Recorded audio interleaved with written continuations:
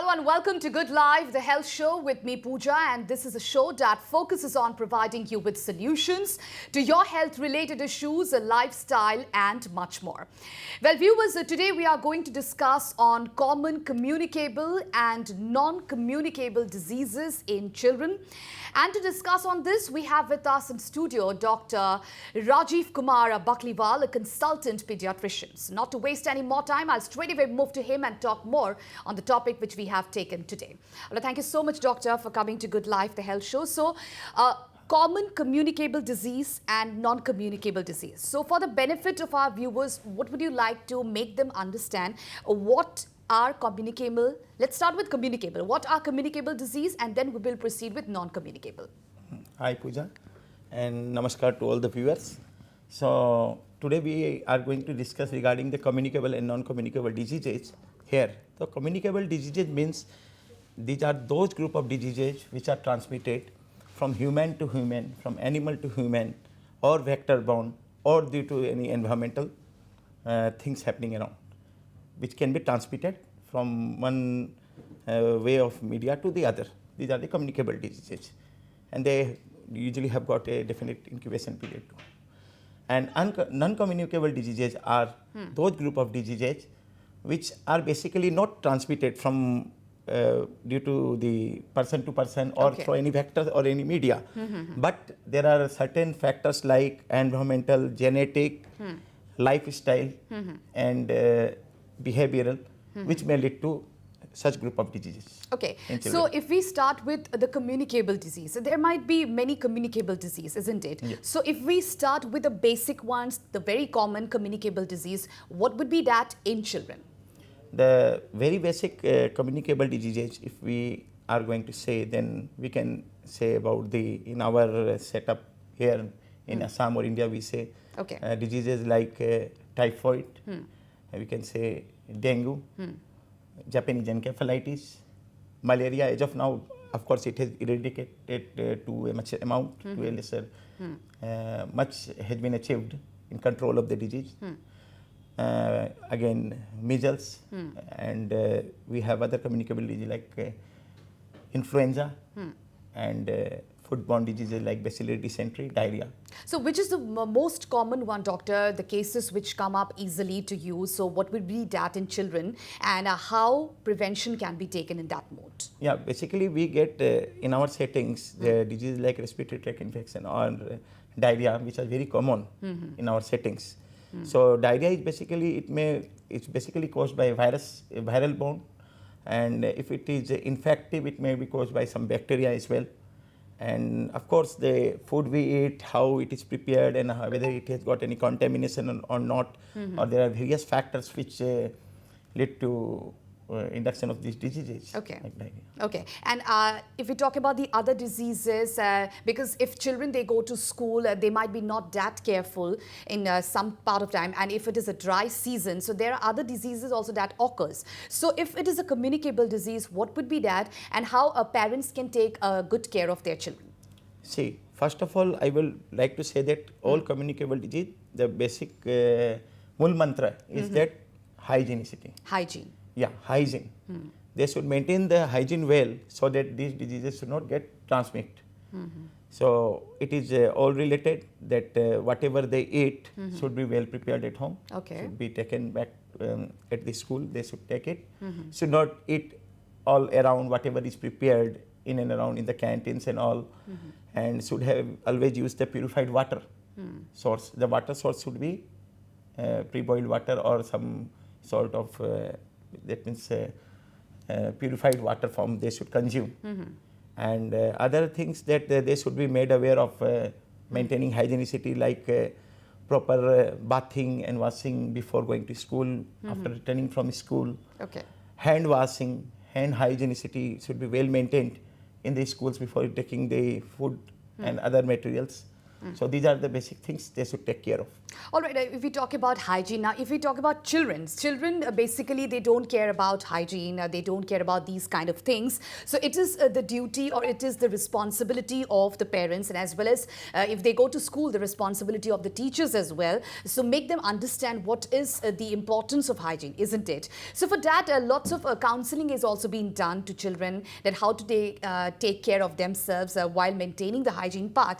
And if we maintain the hygiene, then children will be away from many kind of disease, isn't it, doctor? Yes. So hygienicity is the most important thing, and it should be not only a part of school, it should be taught by the parents as well at home. Okay. As we say that charity begins at home. So it's the primary duty of the parents to teach them that when they should get early from the in the morning from the bed, they should go and do all the morning activities, wash their hands, Okay. do proper maintain teeth hygiene. They should wash hands just before taking their food, and these all things should be started at home. Okay. And in teachers, means regarding the school, it is the part of the teachers and the other caretakers who are in the school to make the children aware of. Okay. To maintain this hygienicity. Once they learn, it gradually becomes a part of lifestyle and they start maintaining Absolutely. it. Absolutely. So if we talk about the other common communicable disease, doctor, what would be that, and how common is it being seen in children? The other communicable diseases, as I told about the diarrhea, and the other is the respiratory tract infection. It's common. Influenza is another communicable disease which gets transmitted from one child to another, or respiratory tract infection, whatever we say. So the proper thing is that means adequate hand washing, hand hygienicity should be maintained. Again, right now in these days we all listen about the COVID and all that. So it's nothing like it's giving a message that we should be using the proper masks, sanitizers while sitting at the school and other areas, so that these things get least transmitted or not transmitted at all. Okay. So these are the things. These are the basic things actually. These are not any rocket science, but these are the basic things. So one has to take care of, because if they have to get rid of the diseases, very common diseases. So one has to maintain a proper hygiene, and if the ones who are going to schools, they have to be guided or get a guide by the teachers who are guiding them in their other studies as well. So doctor, we have a phone call, so let's take the phone call and then proceed with the conversation. Hello. আপোনালোকৰ এই অনুষ্ঠানটো চাই আছো। কথাটো হৈছে মোৰ ল'ৰাটোৰ বয়স 5 বছৰ, সৰু ল'ৰা।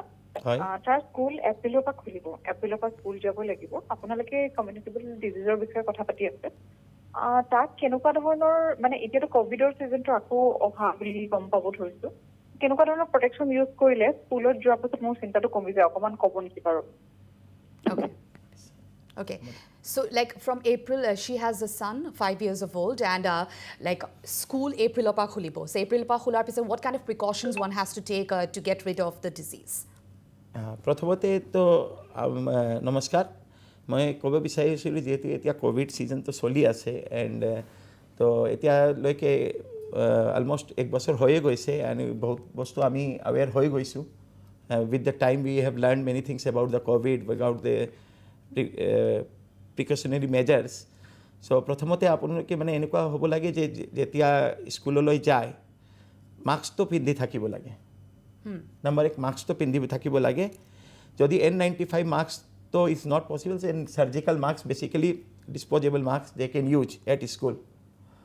আৰু বেচিকেলি অলপ ডিষ্টেঞ্চ কৰি বহিব লাগে।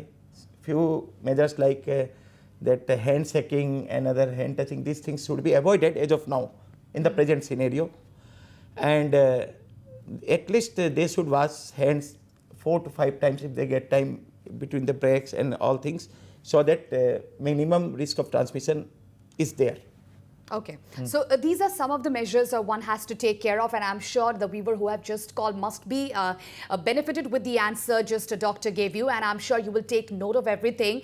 As one has to take care of their children and one has to take care of their hygiene as well. So as said that learning begins from home, so you have to make sure that your children is having all kind of proper precautionary measures so that when they go to school, they can take all those precautionary measures. All right, doctor, coming to you again.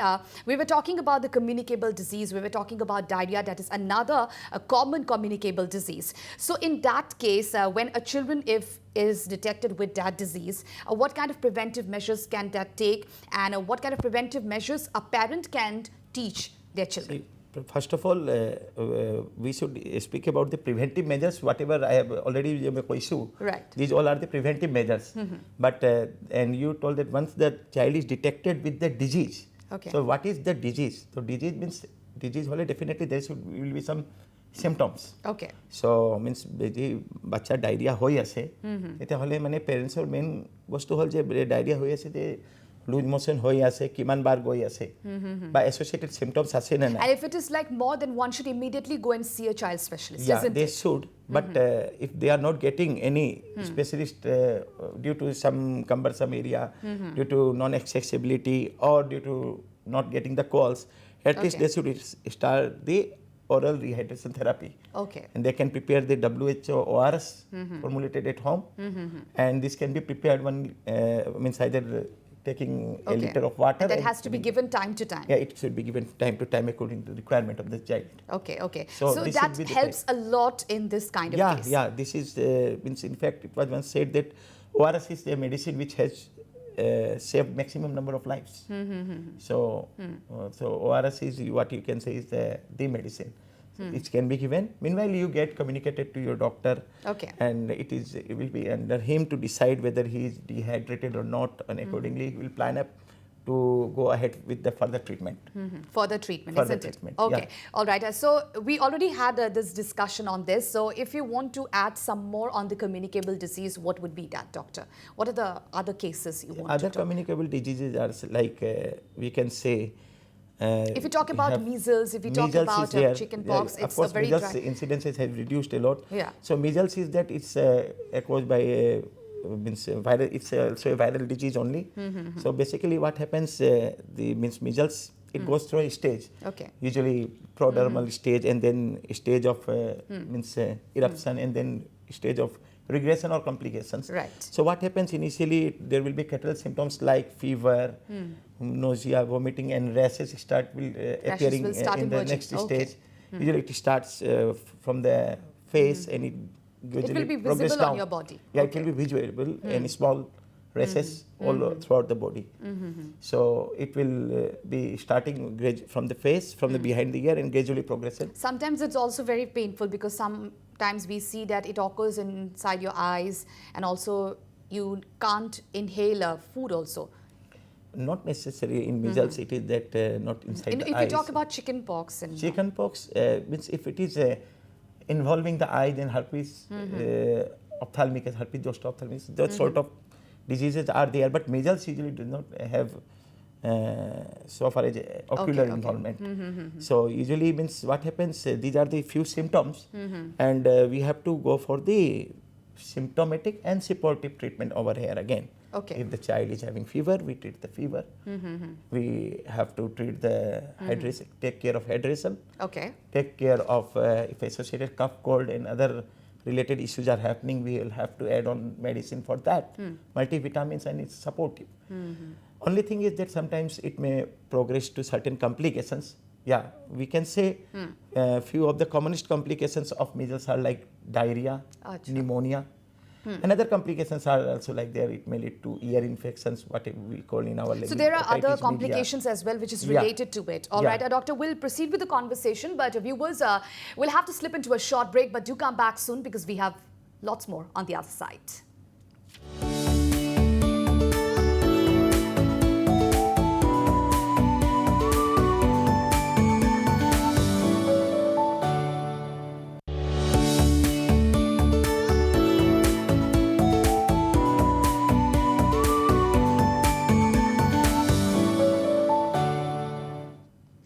Welcome back, viewers. You're still watching A Good Life, the health show with me, Puja, and we are having a fruitful discussion on communicable disease. And now we are going to touch on a non-communicable disease.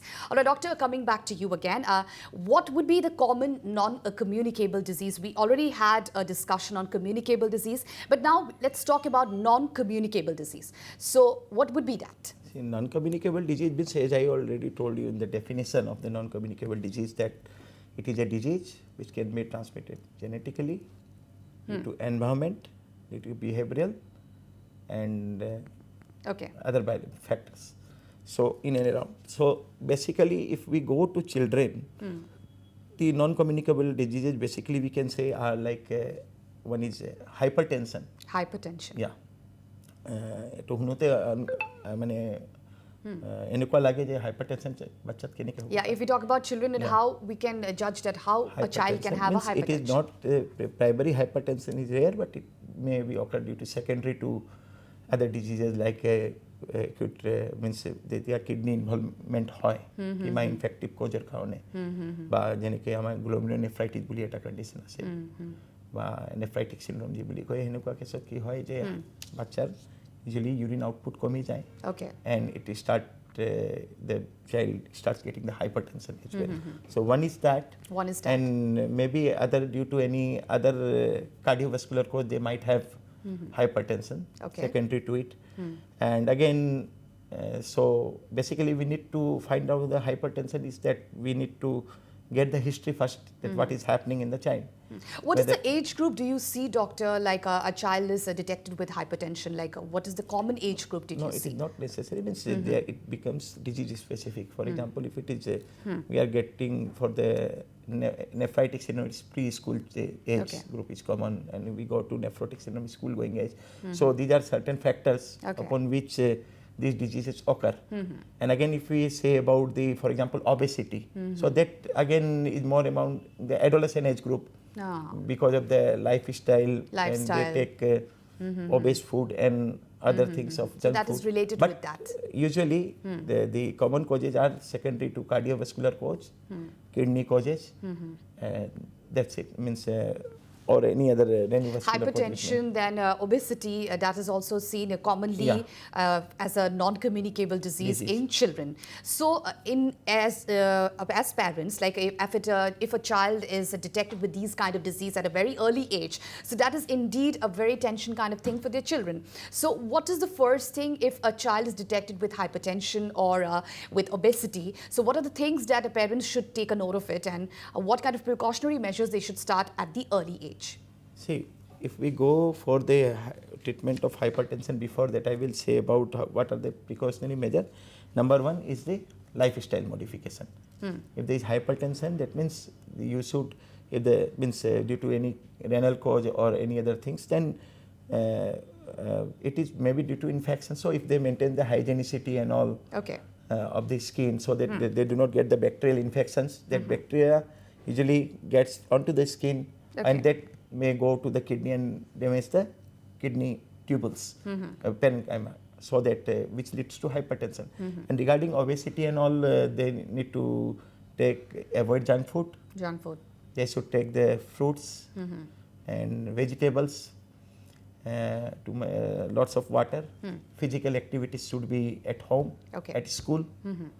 Means outdoor activities like cycling, and other outdoor games like cricket, football. That is the major issue. Like we have seen in children that now they are very much into screen presence and they are not into outdoor activities. So in that kind of period, do parents should set a time for their children for a screen presence, and then they should also allow them, and they should also make them mandatory to go for an outdoor activities, or they should make them take part in other outdoor activities. So that physical activity is very important at this point in time, isn't it? Yes. It's very important at this point of time to do the physical activities. And basically the most important thing we nowadays say that one is the आजकल बच्चा भी लोगों को देखा जाए that they used to see the mobile too much. So that habit should be avoided. They should not be allowed to watch the mobile and other things and video games, because of which what happens, it hampers them from all round. Means it hampers their physical health, mental health, social health, and also they of course, it affects last month on the eyesight too. Basically, we see that nowadays both husband and wife, they go for outdoor activities and they go for walking. So for that, it's like, it's not a mandatory, but they are bound to show their children, or maybe the household people are bound to show their children the screen. So in that point in time, if a parent can set a time for their children that, okay, for 10 minutes, your time is given for the screen time. So that would actually help both of them, isn't it? Correct. Okay, so doctor, we have also put our mail IDs so that our viewers can put us question. So there is a question which has come up to us, and I would like to present to you that question. If you could just answer it. A person has a call from Borpeta, and he has given a mail for his. He has a child of 5 years of age, and he have asked this question that can junk food create a urine infection in children? So that is the concern of No, father. it's a question, good question.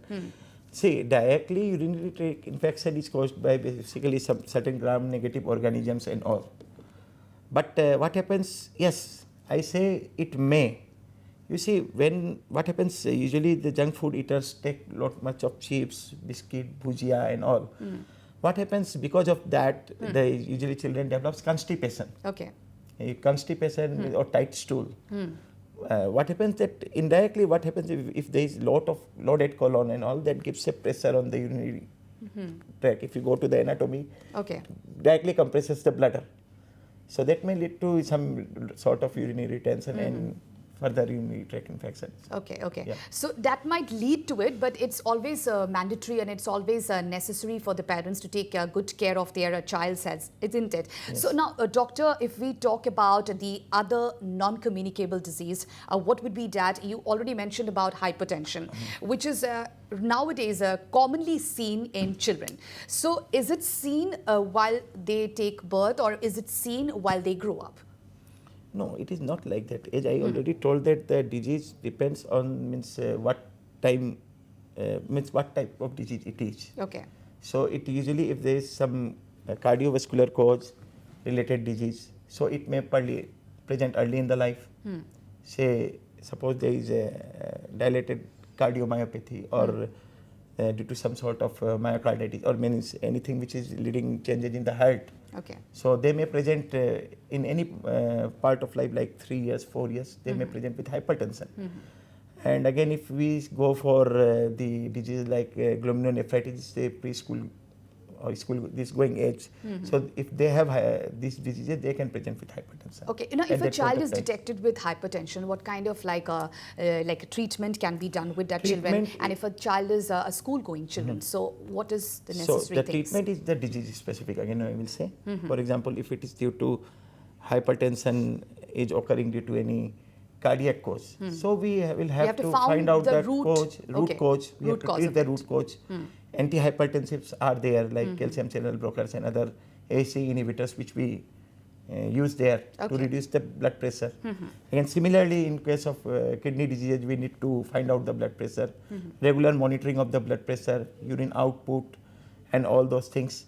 And we should put it into a chart. The chart gets the blood pressure of age-specific criteria. It is not that what is hypertension at 4 years. It is the blood pressure 13 years, the different range will be the hypertension. Okay. There is a centile chart where we plot and we see, and accordingly we determine whether it is a significant hypertension or severe hypertension. Unless and until we don't know about the root cause, we can't start the treatment, and then only things will be worse. Yeah. So it's always mandatory for the parents to find the root cause, and if they can't do that, then they should immediately go and see a pediatrician. Yeah, for hypertension, I won't suggest that it's impossible that a parent will be able to treat it at home. I doubt. Yeah. So it is, they should always visit to a doctor and as per their symptoms, and accordingly the doctor will act and plan and will execute what to do. All right, doctor, because it is not only the antihypertensive medicines, disease-specific other medicines will add on to that. Okay, okay. So and other things like salt restriction and other things, lifestyle modification will add on to that. And also the dietary part has to be taken note of it. Dietary part definitely will have to be taken care of. Because if they are school-going children, they might add on to some other things as well. So, but they might add on to some other food which is not necessary for them to take at that point in age. But as the parents, they can always make a mandatory for them, or as a teachers, they can also ask their students to go for such kind of foods which is actually good for them, isn't it, Doctor? Definitely. So there should be a diet chart, there should be a diet plan for the parents so that they get used to it. Of course, child will demand sometimes. So once weekly, if you give, it's nothing thing, but there should be a regular food habit, what they should get in the breakfast, in the lunch, in the dinner. Okay. So it should be a balanced diet. Absolutely. And there should be more of the fruits and vegetables add on to that, so that that has to be included in the diet. Yeah. Okay. Doctor, we're really short of time. So on last note, what would you like to tell the viewers? What kind of tips you want to give it to them? And we had a fruitful discussion on communicable and non-communicable disease. So what are the points you want to make them understand, and what are the things you want to make a note of it? The moral, what I want to speak today is that everybody should maintain the proper hygienicity, proper lifestyle, and should maintain the all cleanliness at home, teach cleanliness to their children at home, regular monitoring of their lifestyle, food habits should be taken care of, hygienicity should be taken care of at home, because charity always begins at home, as I told earlier in this part of today's session.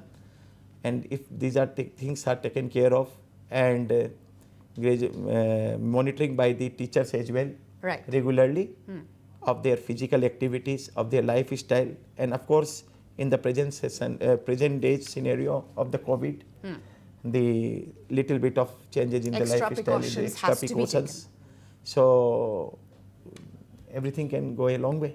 All right. Thank you so much, Doctor, for those lovely words. And I'm sure viewers who have watched our show must be benefited with these. And with this, we have come to the end of the show, and we hope that we were able to answer all your queries in the best possible way. And in our next episode, we will be discussing on some other important health issues. So if you have any queries, do join us next Saturday at 3:30 p.m. live. Till then, stay healthy, stay fit, and keep watching Northeast Live. Goodbye. Thank you.